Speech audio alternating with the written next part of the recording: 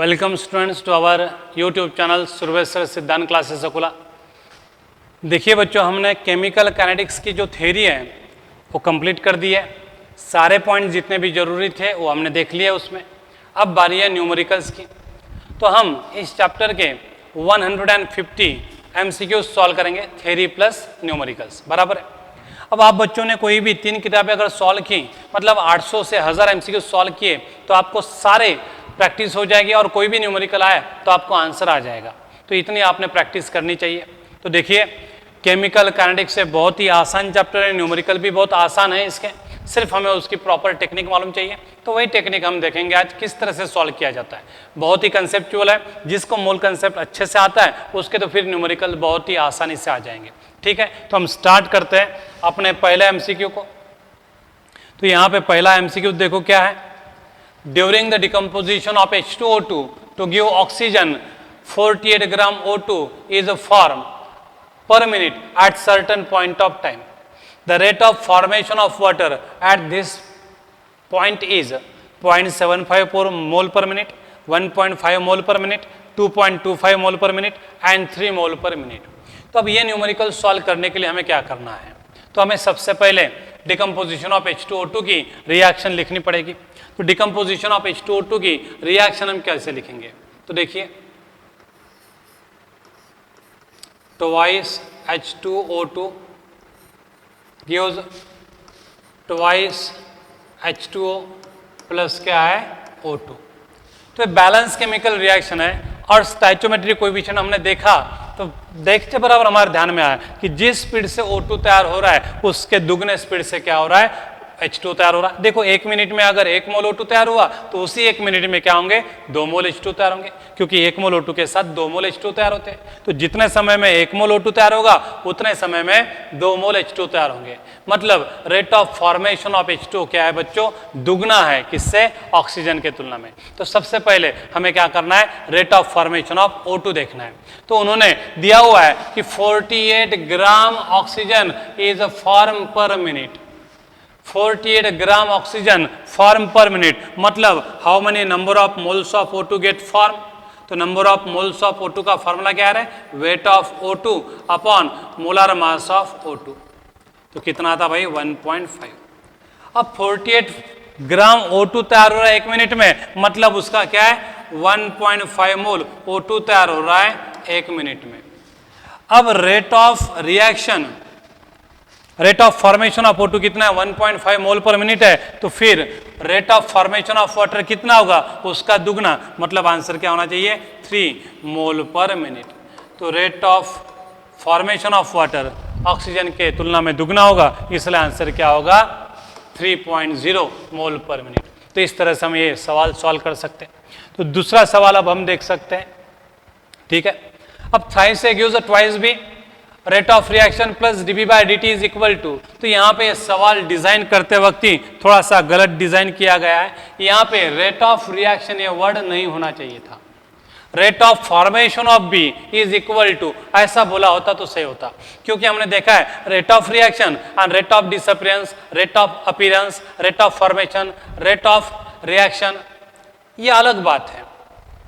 तो यहाँ पे रेट ऑफ रिएक्शन नहीं चाहिए था, क्या चाहिए था, rate of formation of B चाहिए था।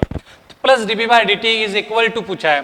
तो अब रिएक्शन मैंने देख ली है, बैलेंस रिएक्शन हमारे पास है, तो हम क्या कर सकते हैं, रेट ऑफ रिएक्शन का इक्वेशन लिख सकते हैं। Rate of reaction is equal to क्या होता है बच्चों, R इज इक्वल टू 1/3, जो स्टोइचोमेट्रिक कोएफिशिएंट होता है उसका रेसिप्रोकल लेना पड़ता है। फिर ब्रैकेट में रिएक्टेंट हो तो minus sign, change in concentration of A per unit time is equal to product है उसका स्टोइचोमेट्रिक कोएफिशिएंट दोनों है तो उसका रेसिप्रोकल लेना पड़ेगा 1/2, प्रोडक्ट है तो प्लस dB/dt। तो हमें रेट ऑफ रिएक्शन का इक्वेशन मिला है। अब प्लस dB/dt की वैल्यू चाहिए हमें, तो ये 2 मैं इधर ट्रांसफर कर दूंगा, तो क्या मिलेगा मुझे, देखो, plus dB/dt is equal to क्या मिलेगा हमें, 2/3 माइनस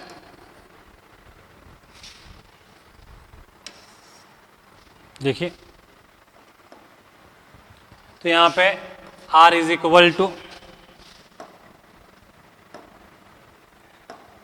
तो हमें R इज इक्वल टू क्या मिल जाएगा, 1/3 minus dA/dt is equal to 1/2 plus dB/dt। अब dB/dt की वैल्यू चाहिए हमें, तो हम क्या कर सकते हैं, plus dB/dt is equal to क्या लिख सकते हैं बच्चों, 2/3 ब्रैकेट के अंदर माइनस dA/dt। तो दिस इज आवर आंसर। तो इस तरह से हमें रेट ऑफ रिएक्शन का इक्वेशन लिखना पड़ेगा और बाद में उसे इक्वेट करके हमें क्या मिलेगा, हमारा आंसर। तो rate of formation of B is equal to 2/3 times the rate of disappearance of A. इस तरह से हमें आंसर आएगा। तब हम नेक्स्ट टॉपिक की तरफ जाते हैं। हमारा नेक्स्ट न्यूमेरिकल है, देखिए नेक्स्ट न्यूमेरिकल जो है हमारा, for reaction twice A gives thrice B if the rate of formation of B is x mole per litre, the rate of consumption of A is. तो अगेन यहाँ पे rate of formation of B दिया हुआ है x mole per litre, rate of consumption of A, मतलब जो हमने पहले सवाल सॉल्व किया वैसे ही है। रिएक्शन देख लिया हमने, twice A gives thrice B, तो R का फॉर्मूला क्या होगा भाई, R is equal to 1/2 minus dA/dt is equal to क्या आएगा रे, 1/3 प्लस dB/dt। तो इस तरह से हमें इक्वेशन आएगा। अब हमें क्या पूछा है, rate of formation of B पूछा है। Rate of formation of B x mole per litre दिया हुआ है, rate of consumption of A दिया हुआ है। तो देखो rate of formation of B यानी क्या, प्लस dB/dt। तो हमें rate of consumption of A पूछा है, तो हम क्या कर सकते हैं, तो माइनस dA/dt इसकी वैल्यू ढूंढेंगे और इसकी वैल्यू क्या है, 2/3 प्लस dB/dt। अब dB/dt की वैल्यू हम रख देते हैं यहाँ पे, कितनी है dB/dt की value, x mole per litre, बराबर है। तो यहाँ पे x रख देंगे, तो what is our answer, 2/3 x mole per litre क्या होगा, ये कंजम्पशन होगा। तो what is our answer, 2x/3, answer is C. तो इस तरह से रेट ऑफ रिएक्शन को देखो, रिएक्शन देखकर रेट ऑफ रिएक्शन लिख सकते हो और रेट ऑफ रिएक्शन लिखने के बाद आप उसे इक्वेट करके क्या कर सकते हो, आंसर निकाल सकते हो। देखो आपको ये प्लस माइनस साइन कभी ट्रांसफर करनी नहीं है, आपको सिर्फ ये नंबर जो ब्रैकेट के बाहर है वही ट्रांसफर करना है, ब्रैकेट के अंदर कोई बदलाव आपको करने की जरूरत नहीं है, ठीक है। अब नेक्स्ट देखते हैं। अब जो नेक्स्ट है, देखिए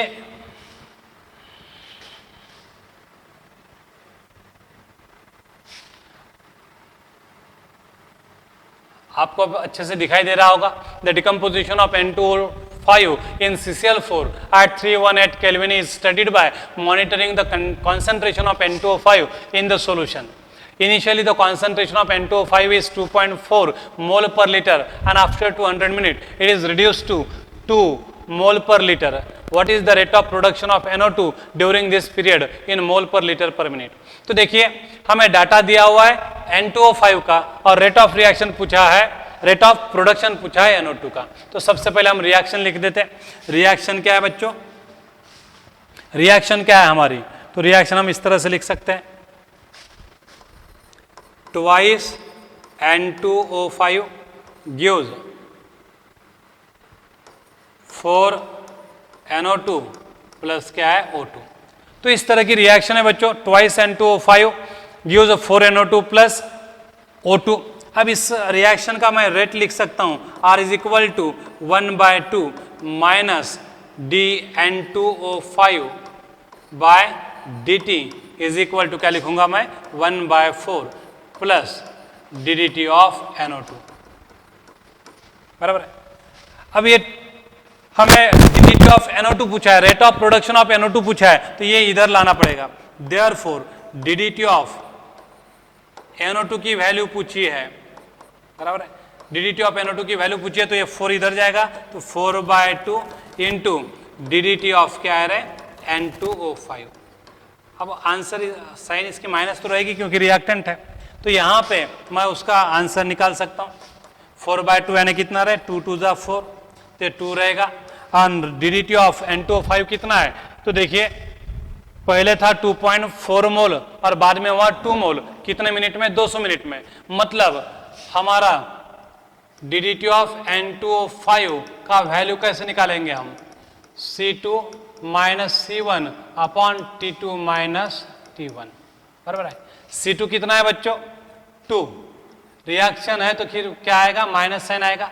माइनस C2 की वैल्यू है 2, C1 की वैल्यू है 2.4, T2 की वैल्यू कितनी है? 200 मिनट, एंड T1 की वैल्यू कितनी है? 0। तो इसे हम सॉल्व करेंगे, ये 0.4 डिवाइड बाय 200 आएगा, बराबर है।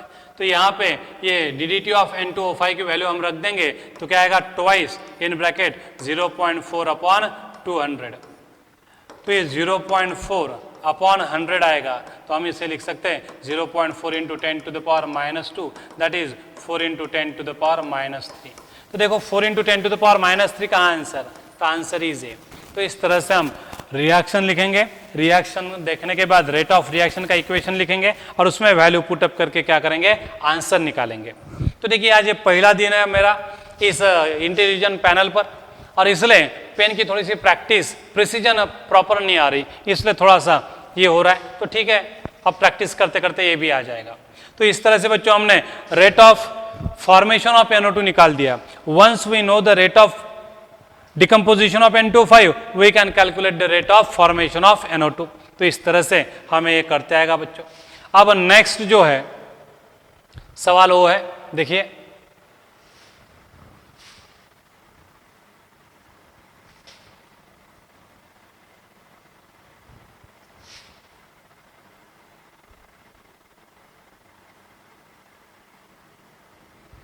तो देखिए 100 centimetre cube of 1 molar CH3COH was mixed with 100 centimetre cube of 2 molar CH3OH to form an ester. The change in initial rate if each solution is diluted with equal volume of water would be. तो देखिए 100 ml of 1 molar acetic acid दिया हुआ है हमें, इसको mix किया हमने 100 ml Mithil alcohol के साथ जिसका कॉन्सेंट्रेशन 2 मोलर है, टू फॉर्म एन एस्टर, मतलब ये एस्टरिफिकेशन रिएक्शन है। तो एस्टरिफिकेशन रिएक्शन को हम कैसे लिखते हैं? देखिए एस्टरिफिकेशन रिएक्शन को हम इस तरह से लिख सकते हैं,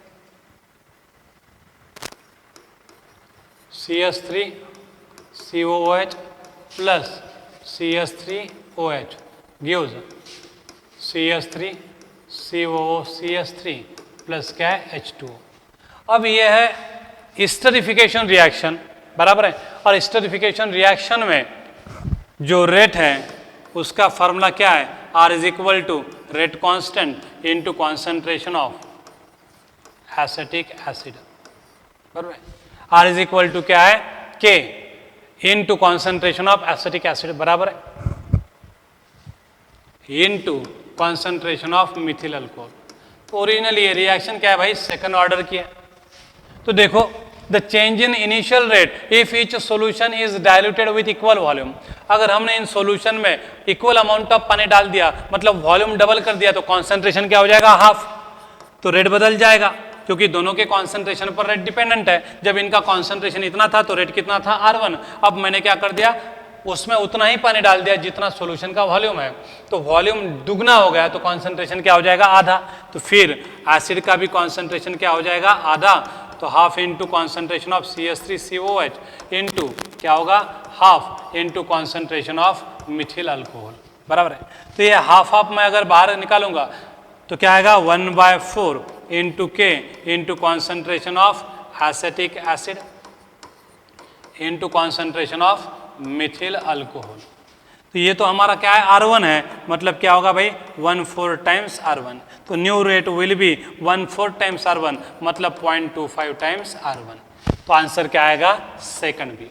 तो देखिए हाइड्रोलिसिस ऑफ एस्टर ये जो है ये सुडो फर्स्ट ऑर्डर रिएक्शन है, लेकिन एस्टरिफिकेशन रिएक्शन जो है वो सेकंड ऑर्डर रिएक्शन है। It depends upon the concentration of acid as well as concentration of alcohol, और दोनों की पावर क्या है? 1/1 है, मतलब it is first order with respect to acid and first order with respect to methyl alcohol.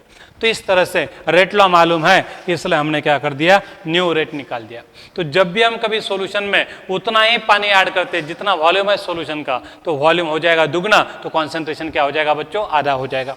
ठीक है, तो इस तरह से हमने ये न्यूमेरिकल सॉल्व किया है। अब नेक्स्ट देख लेते हैं, नेक्स्ट देख लेते हैं।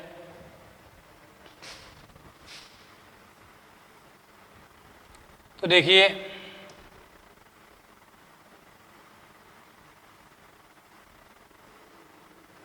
तो आपको दिखाई दिया होगा। Consider the following reaction for twice NO2 plus F2 gives twice NO2F.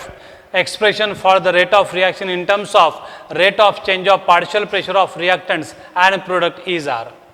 अब देखो बच्चों, partial pressure and concentration one and the same होते हैं, क्योंकि जिस गैस का पार्शियल प्रेशर ज्यादा है तो जाहिर है उसकी कॉन्सेंट्रेशन की वैल्यू भी ज्यादा होगी, मतलब concentration is directly proportional to, क्या लिख सकते हैं हम, क्या लिख सकते हैं, concentration of gas is directly proportional to the partial pressure. ये आप याद रखो, मतलब आप कॉन्सेंट्रेशन ऑफ गैस के जगह पे सीधा क्या लिख सकते हो, पार्शियल प्रेशर लिख सकते हो। अब रिएक्शन जो है वो दी हुई है, the expression for the rate of reaction in terms of rate of change of partial pressure of reactant and product, तो हमें आंसर ढूंढना है। तो देखो हम रिएक्शन तो है हमारे पास बैलेंस, उसका क्या लिखेंगे, फिर हम रेट लॉ लिखेंगे।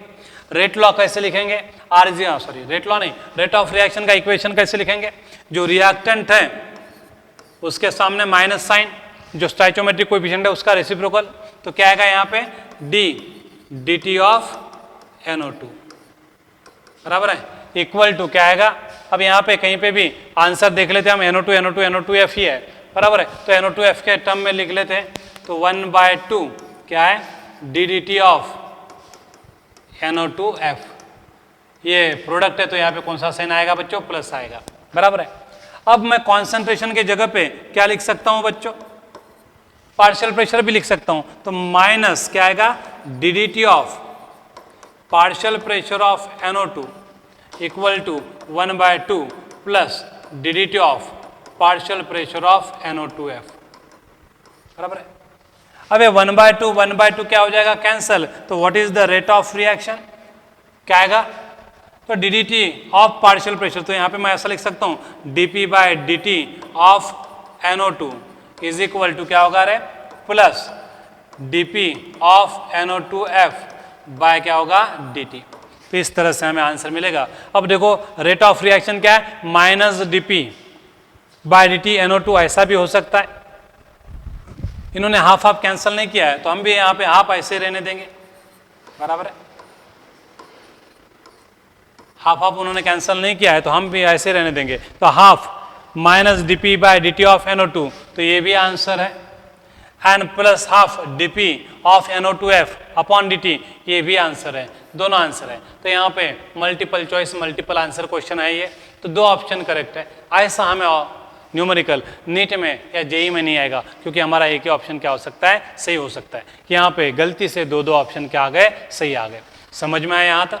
अब हम नेक्स्ट की तरफ जाएंगे, तो यहाँ पे हाफ हाफ नहीं कैंसिल किया तो भी चलेगा, इन्होंने हाफ के साथ ही आंसर दिया है बराबर है ना, तो हाफ क्यों नहीं कैंसिल किया, क्योंकि यहाँ पे इन्होंने रेट ऑफ रिएक्शन दिया है at a time in terms of only one reactant और ओनली वन प्रोडक्ट। यहाँ पे अगर इक्वल टू करके प्रोडक्ट भी दिया होता तो हाफ हाफ कैंसिल कर सकते थे, एक ही स्पेसिस है इसलिए आप यहाँ पे कैंसिल नहीं करना है। समझ में। अब नेक्स्ट देख लेते हैं हम 7वें नंबर का एमसीक्यूज। अब देखिए इसको,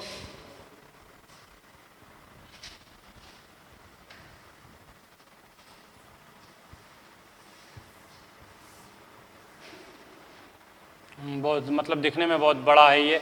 देखिए, the rate of reaction twice N2O5 gives 4NO2 plus O2 can be written in 3 different ways. Minus ddt of N2O5 is equal to K into concentration of N2O5.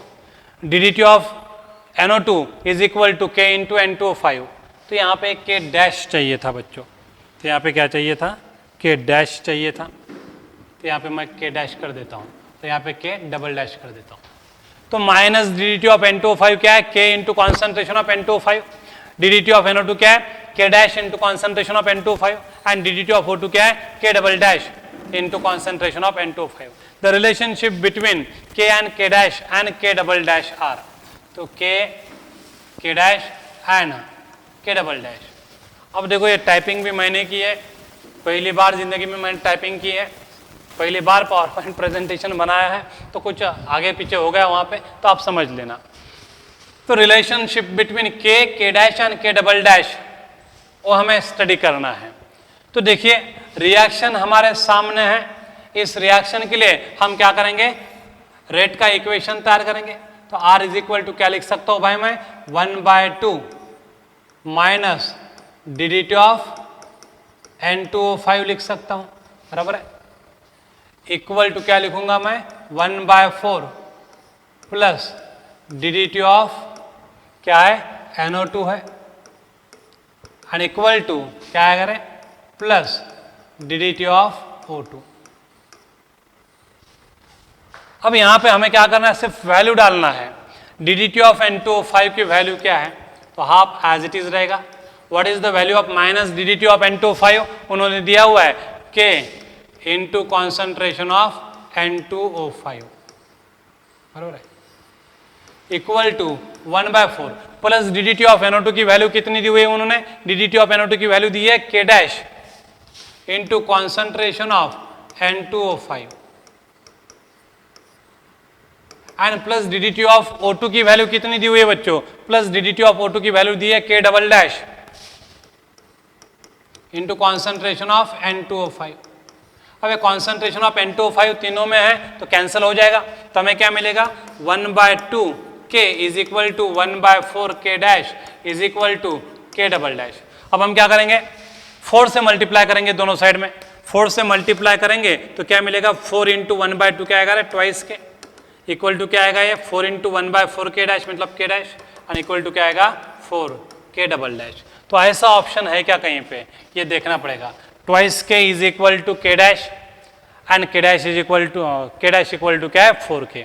तो देखिए K dash is equal to twice K and K double dash equal to K, ऐसा नहीं है। तो देखो यहाँ पे दो इसमें आंसर दिया है, twice K equal to K dash, या तो एक ऐसा ऑप्शन चाहिए and K double dash is equal to क्या चाहिए रे, ये 4 इधर हो जाएंगे। देखो twice K is equal to क्या है 4 डबल डैश, तो 2 2 जो क्या आएगा 4, तो K double dash is equal to क्या आएगा 1/2 K।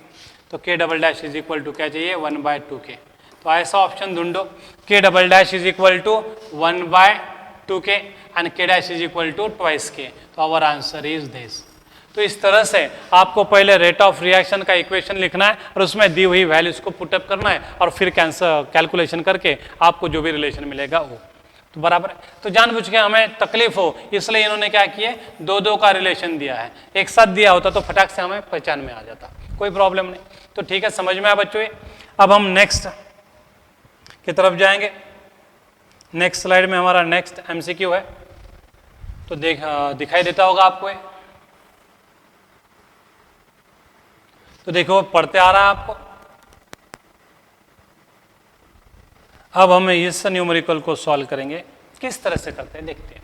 तो for the reaction twice NH3 gives N2 plus thrice H2 if ddT of NH3 equal to K1 into concentration of NH3, ddT of N2 equal to K double dash into concentration of NH3 and minus ddT of H2 equal to क्या है K3 into concentration of NH3। तो यहाँ पे गलती से K double dash आ गया, यहाँ पे क्या है बच्चों K2 समझ लेना चाहिए आपको। तो ddT of NH3 equal to ये वैल्यू दी है, ddT ऑफ N2 की ये वैल्यू दी है, ddT ऑफ H2 के लिए ये वैल्यू दी हुई है, बराबर है। कोई डाउट अब इसमें? ये माइनस साइन इधर चाहिए थे और ये प्लस साइन इधर चाहिए था, यहाँ गलती से यहाँ पे माइनस साइन शिफ्ट हो गया, तो ठीक है कोई प्रॉब्लम नहीं। अब हमें then the relation between K1, K2 and K3, K1, K2 and K3 का रिलेशन लिखना है, तो कोई प्रॉब्लम नहीं बच्चों। तो हम क्या करेंगे, हमेशा की तरह रेट ऑफ रिएक्शन का फॉर्मूला लिखेंगे। R इज इक्वल टू क्या है 1/2, स्टोइचोमेट्रिक कोएफिशिएंट कितना है NH3 का 2, तो उसका रेसिप्रोकल लिया, minus ddT of NH3 is equal to क्या आएगा भाई plus ddT of N2 is equal to H2 का कोएफिशिएंट 3 है तो 1/3 प्लस dH2/dt, ये रिलेशन है। तो ये रेट ऑफ रिएक्शन के लिए हमें इक्वेशन मिला है। अब इसमें हम वैल्यूज पुटअप करेंगे 1/2। अब माइनस ddT ऑफ NH3 की वैल्यू क्या है K1 into concentration of NH3, K1 into concentration of NH3, ये होगा complete. Plus ddT of N2 की वैल्यू कितनी है, प्लस ddT ऑफ N2 की वैल्यू है K2 into concentration of NH3, तो ये गिवन रिलेशन है। And 1/3 plus d of H2 की वैल्यू कितनी है, तो 1/3 as it is and K3 into concentration of NH3। तो देखो बच्चों ये NH3 कैंसिल है, कॉमन है तो कैंसिल हो जाएगा। तो हमें क्या मिला, half K1 is equal to K2 is equal to 1/3 K3। तो ऐसा ऑप्शन है क्या कहीं पे, तो ऐसा ऑप्शन कहीं पे भी दिखाई नहीं दे रहा, बराबर है। कहीं पे दिखाई दे रहा है 1/2 K1 equal to K2 equal to क्या है 1/3 K3। तो ऐसा ऑप्शन नहीं दिखाई दे रहा, तो हम क्या करेंगे 3 से मल्टीप्लाई करेंगे सब तरफ। 3 से मल्टीप्लाई करेंगे तो हमें क्या मिलेगा 3/2 K1 is equal to thrice K2 is equal to K3। 3/2 मतलब कितना रहे 1.5 K1 इज इक्वल टू कितना आएगा thrice K2 is equal to कितना आएगा K3। तो this will be our answer. देखो ऐसा ऑप्शन कहीं पे दिखाई देता है, तो ऐसा ऑप्शन हमें दिखाई देता है कहाँ पे, ये सी वाला। तो देखो आपको रिएक्शन से रेट ऑफ रिएक्शन का फार्मूला लिखना है, रिएक्शन देख के वो तो पता ही है आपको, फिर जो गिवन वैल्यूज है वो पुटअप करना है, फिर जो जो कैंसिल होता है वो कैंसिल करो, आपको क्या मिलेगा फाइनल रिलेशन मिल जाएगा। तो इस तरह से ये बच्चों हो गया अपना। अब नेक्स्ट स्लाइड की तरफ जाते हैं हम, बराबर है। अब ये जो हमारी नेक्स्ट स्लाइड है,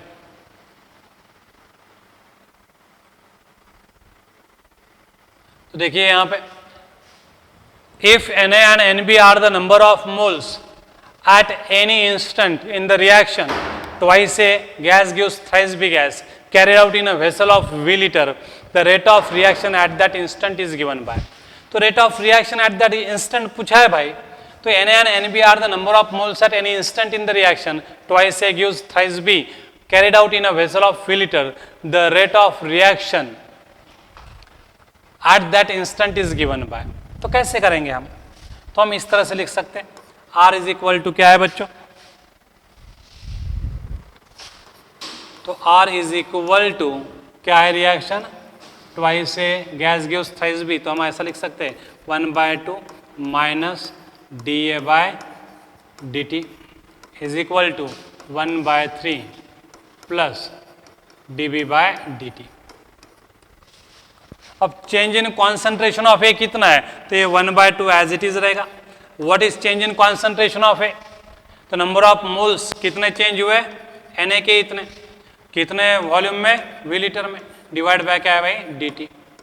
तो ये चेंज इन कॉन्सेंट्रेशन की वैल्यू है, बराबर है minus dNA/V upon dt is equal to क्या आएगा 1/3 plus d number of moles of b कितने थे Nb, कितने वॉल्यूम में थे V लीटर में थे, अपॉन क्या है ddt।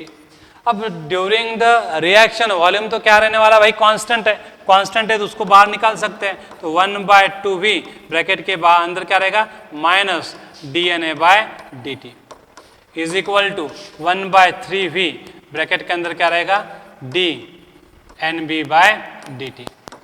अब वॉल्यूम को मैंने यहां से बाहर क्यों निकाला, क्योंकि रिएक्शन का जो वॉल्यूम है भाई गैसेस रिएक्शन है क्लोज कंटेनर में कैरी आउट की जा रही होगी, और क्लोज कंटेनर है तो उसका वॉल्यूम क्या रहेगा कांस्टेंट ही रहेगा, बराबर है। कंटेनर आइदर एटो ग्लास से मेडअप होगा या तो फिर किसी रिजिड मटेरियल से बना होगा, तो वॉल्यूम कांस्टेंट रहेगा, तो इसलिए मैंने वॉल्यूम को क्या कर दिया है बाहर निकाल दिया है। तो 1/2V minus dNA/dt equal to 1/3V plus dNB/dt।